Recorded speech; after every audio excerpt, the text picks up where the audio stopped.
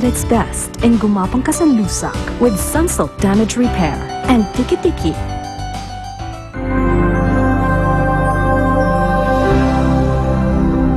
Sino po yung may gawa sa'yo niyan? Hindi na importante yun. Importante, magkakasama tayo ngayon dito. Sabi pa, makukuha mo daw lahat ng gusto mo. Tsaka maaalagaan ka ni Guatlo. Nililigawan ka niya ulit? Pumayag ka ba sa kalibugan niya? Siya daw ang taga-siwalat sa lahat ng korupsyon dito sa San Felipe. Kung ebidensya na meron 30% si Mayor Guatlo na patong. Tinukot ako ng mga tauhan ni Guatlo.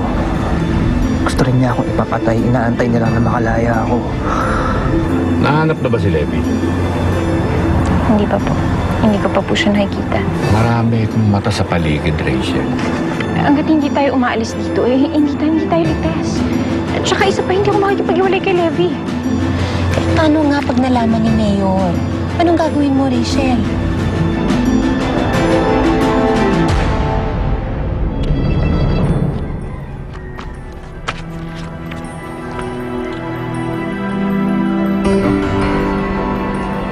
May utos na ba kayo sa akin?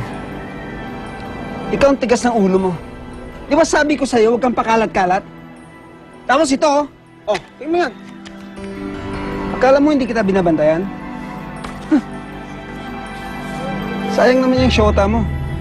Baka hindi na makapag-asawa, matitikman pa ng iba.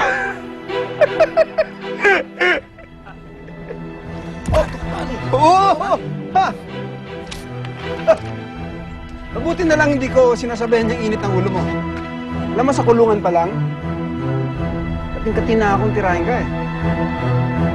Kaya magpasalamat ka kay Rachel. Dahil sa kanya nakalaya ka.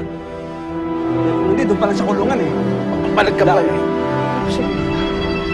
Anong kilalaman ni Rachel sa pagkakalaya ko? Ay! Ay, wala po siyang alam! Wala po siyang alam! Eh, bitawan na yan, tayo na. Kilit ka sa balita.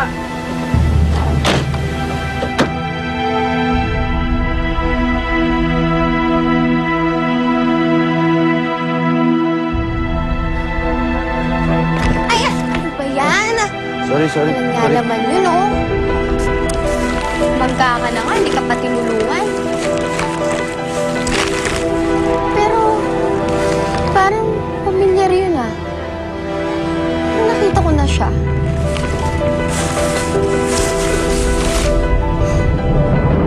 Marami na ho ang lumabas na balita laban sa akin. Pero naisip kong hindi magpagapi sa mga sabi-sabi dahil alam kong tumugon ako sa mga pangangailangang medikal simula nang umupo akong mayor. Dinala ko dito ang mga libreng bakuna, mga barangay health center, at sa ngayon, mayroon hong libreng gamot at pa-check up sa ospital ng San Felipe.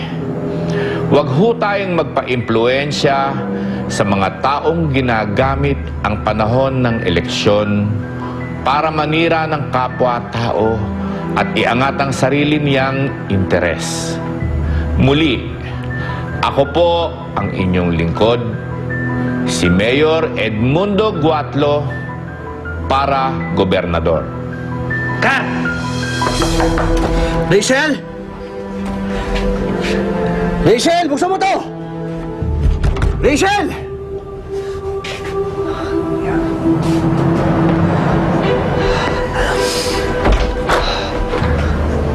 Levi, anong ginagawa mo dito? Akala ko ba hindi pwedeng may makakita sa'yo? Gusto mong pumasok sa loob? Rachel, tapatin mo nga ako. Ha? Bakit ako pinalaya ni Guatlo? Kasi gusto niya magpalakas sa politika. Levi, ano man nangyari sa'yo? Ano, dahil sa'yo? Nililigawan ka niya ulit? Pumayag ka ba sa kalibugan niya? I like that. Thank you, Direk, ha? Yeah. Bumili na kami ng spots kasi para sa local channels ng San Felipe. Pwede ko ba patanggal na itong makeup? Parang ang bigat sa mukha eh. Nako, tiisin mo yan. Dahil merong mga media na magko-cover sa pagpunta mo ng ospital para sa palibre mong check-up at gamot.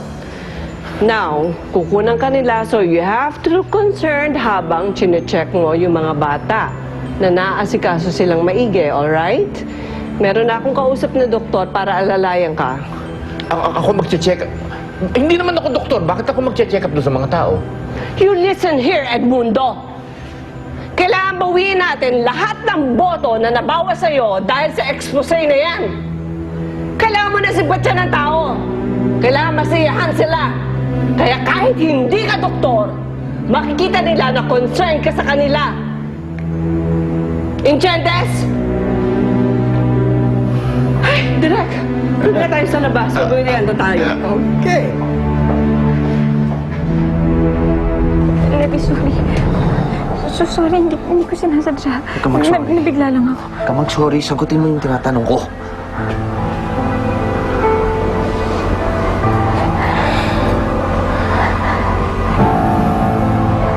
Oo. Pumayag akong palayain ka niya. Kapalit ng sarili ko.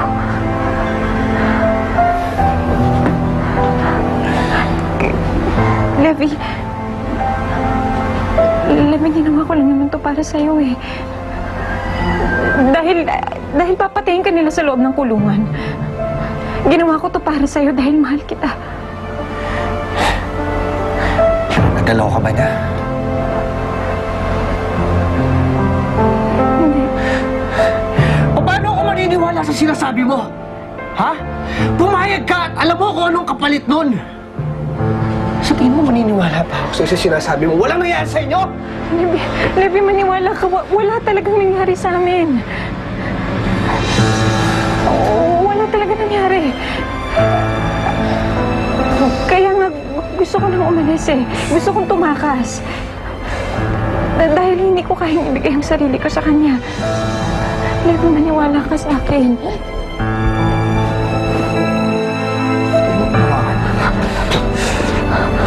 Levi, makinig ka sa akin! Levi!